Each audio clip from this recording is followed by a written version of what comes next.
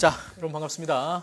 이제 오늘 마지막 상권 마지막 강좌를 진행을 하겠습니다. 여러분들이 그동안 이제 상권에서 어휘편, 고유어와 한자어 이런 거 많이 배웠습니다. 그리고 2장에서는 이제 문법 능력에 관련돼서 단어나 구나 문장에 대해서, 그리고 지금 마지막에 그 언어의 전반적인 특성에 대해서도 우리가 정리를 잘 했습니다. 여러분들 어법 파트 이쪽 문법 제2장, 특히 문법 능력은 여러분들이 굉장히 취약하고 낯설고 기피하는 그런 부분이라고 그랬습니다. 그래서 여러분들이 하나하나 차근차근히 좀 이해를 좀 해주셨으면 하고요. 이 부분을 잘 해두면 이제 상권이 마무리가 됐고, 학원에서 듣기나 여러 가지 창의적 능력이나 특히 문학 파트 뭐 이쪽이 있습니다. 근데 그쪽은 여러분이 앞부분에 비해서는 조금은 부담감이 좀 덜할 거다, 이런 얘기가 되네요. 그리고 강의 자체도 그쪽이 훨씬 더 재미있습니다. 재미있고요. 앞부분은 좀 딱딱했죠. 그죠? 그래서 우리 교재가 이제 많은 사례를 또 넣어놓고 정돈을 잘 해놨습니다. 그래서 여러분들이 자습서용으로 출간된 그런 그 교재이기 때문에 선생님 강의가 여러분들이 자칫 좀 딱딱할 수도 있습니다. 그래서 미리 한번 쭉 읽어오시고 예습을 좀 하신 다음에 강의를 들으시면 잘 쫓아올 수가 있겠고요. 여러분이 취약했던 부분들, 그리고 잘 어려웠던 부분들에 대해서는 다시 한번, 한 2번이고 3번이고 계속해서 반복해서 강의를 좀 들어주시기 바랍니다. 아시겠죠? 자, 오늘은 지난 시간에 이제 마지막 언어의 의미 변화의 원인과 양상을 살짝 남겨뒀습니다. 그 부분 마무리하고 실전 문제를 하면서 풀이를 자세히 해드리도록 하겠습니다. 자, 의미 변화의 원인 및 양상이 433페이지에 나와 있습니다.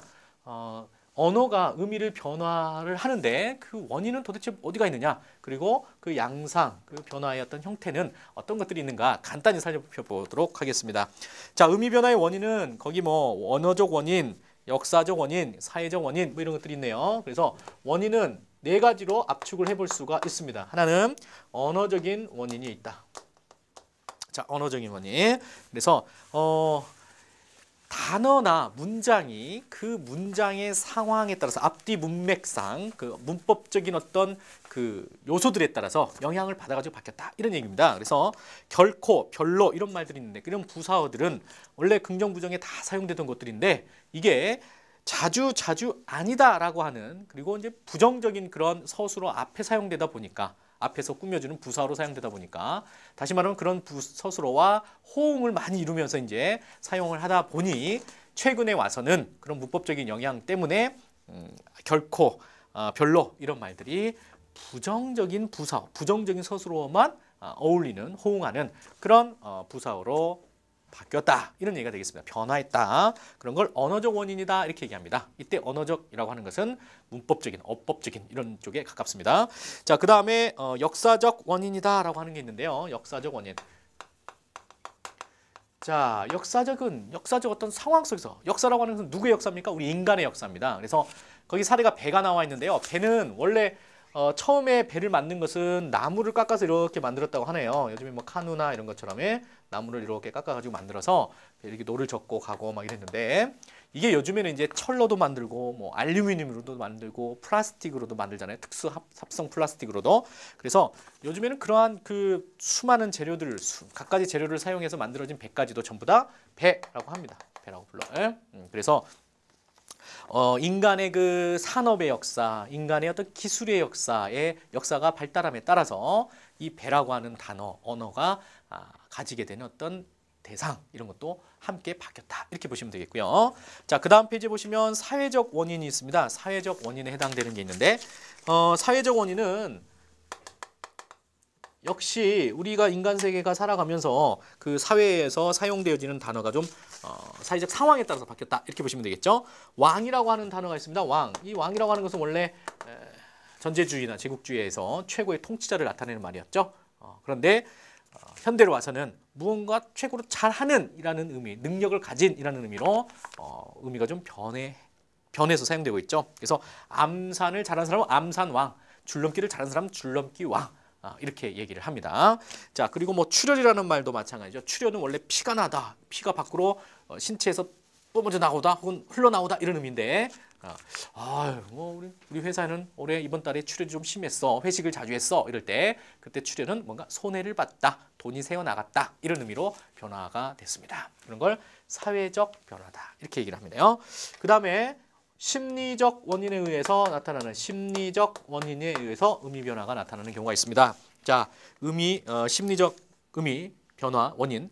곰이라고 하는 사례가 교재에 나와 있죠. 자, 곰이라고 하는 것은 원래 이제 그 산에 사는 그죠? 야생에 사는 곰, 포유류의 한 종류다. 이렇게 명칭이 나와 있는데 우리가 이제 사람들한테 쓸 때도 그런 거죠. 어우, 이런 곰탱이 같은 사람 이런 말 쓰죠.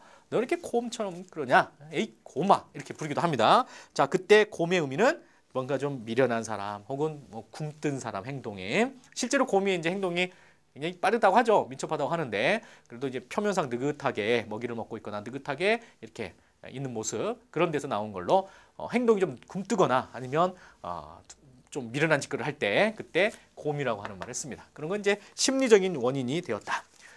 좀 전에 말씀드렸던 그 금기어 할 때 지난 시간에 선생님이 말씀드렸죠. 금기어 할 때 천연두를 마마라고 부른다고 그랬죠. 자, 그것도 왜 그래?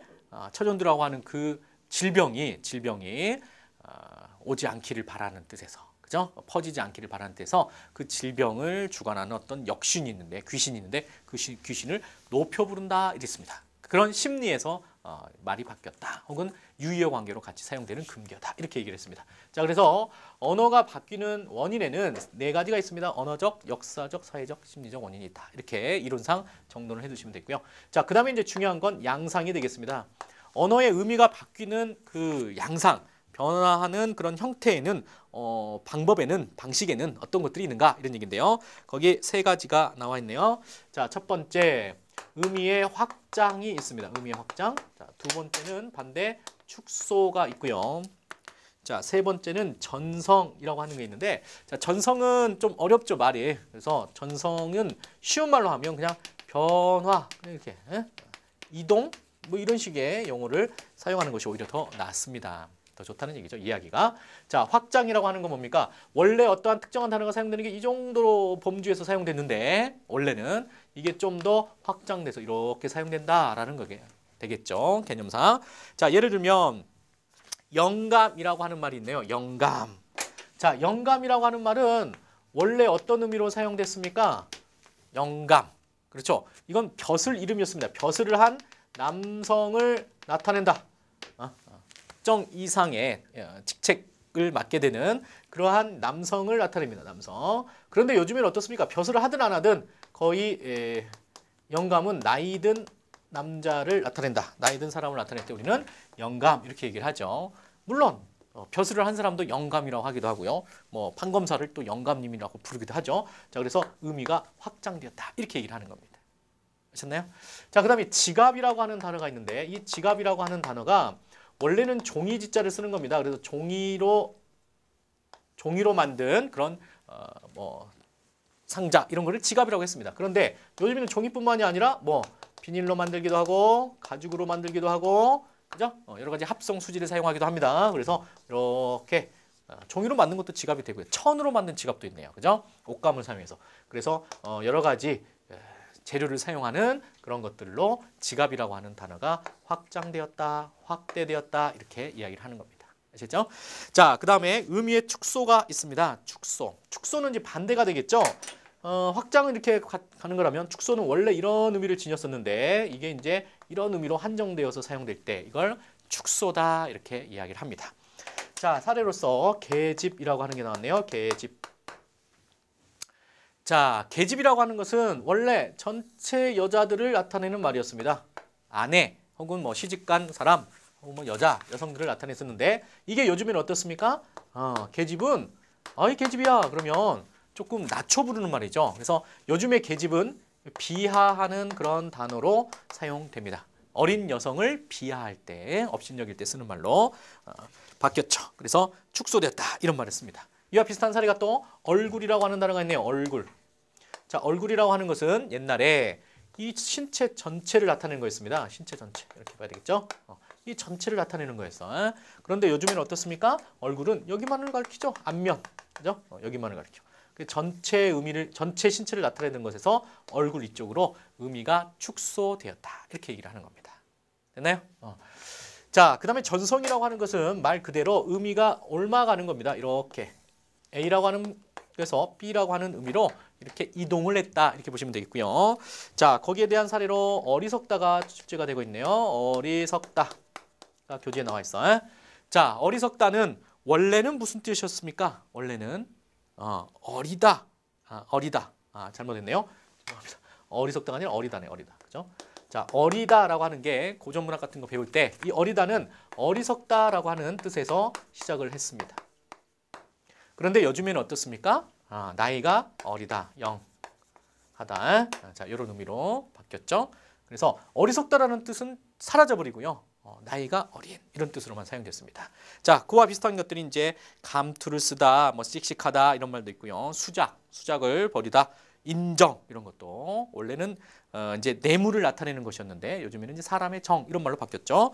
자, 오케이. 그렇게 보시면 되겠고요. 자, 그래서 의미의 변화의 원인과 양상을 살펴봤고요. 특히 양상에서 확장, 축소의 사례들 좀 잘 기억해 두시고 전성, 바뀌는 사례들도 의미 그 변화의 개념들과 함께 사례들을 잘 좀 정리를 해 두셨으면 좋겠습니다. 그렇죠? 자, 여기까지 해서 이제 이론적인 측면은 상권에서 다 끝을 마쳤고요. 이와 관련된 실전 문제로 가도록 하겠습니다. 자, 실전 문제가 16문제가 뒤에 나와 있는데요. 자, 처음부터 한번 부담 없이 가도록 하죠.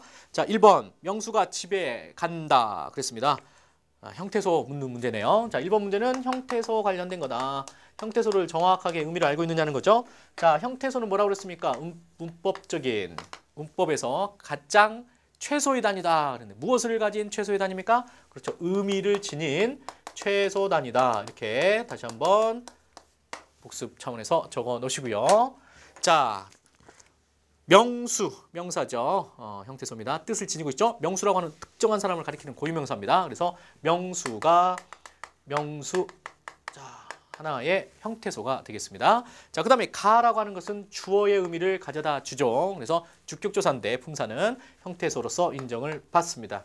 그다음에 집, 호음의 의미를 지니고 있죠. 우리 집 할 때 집 뜻을 가지고 있습니다. 그래서 명수 하나, 가 하나, 집 하나 이렇게 형태소가 나오는 거죠. 그 다음에 에라고 하는 것도 부사격 조사로서 형태소입니다. 뜻을 가지고 있습니다. 어디 장소를 의미를 더해주고 있죠. 그 다음에 간다가 이제 문제인데요. 간다는 기본형을 항상 생각하세요. 간다의 기본형 뭘까요? 가다죠. 그래서 가라고 하는 간을 꼭 형태소로 써주시고 그 다음에 현재형 선어말 의미라고 하죠. 이런 거를. 그래서 니은을 하나의 형태소, 현재 의미를 살짝 더해줍니다. 그리고 종결하는 거, 서술형 종결 의미 다를 썼네요. 자, 그러면 형태소가 하나, 둘, 셋, 넷, 다섯, 여섯, 7개. 정답은 몇 번? 5번에 7개가 있네요. 7개가 정답. 자, 2번 문제로 갑니다.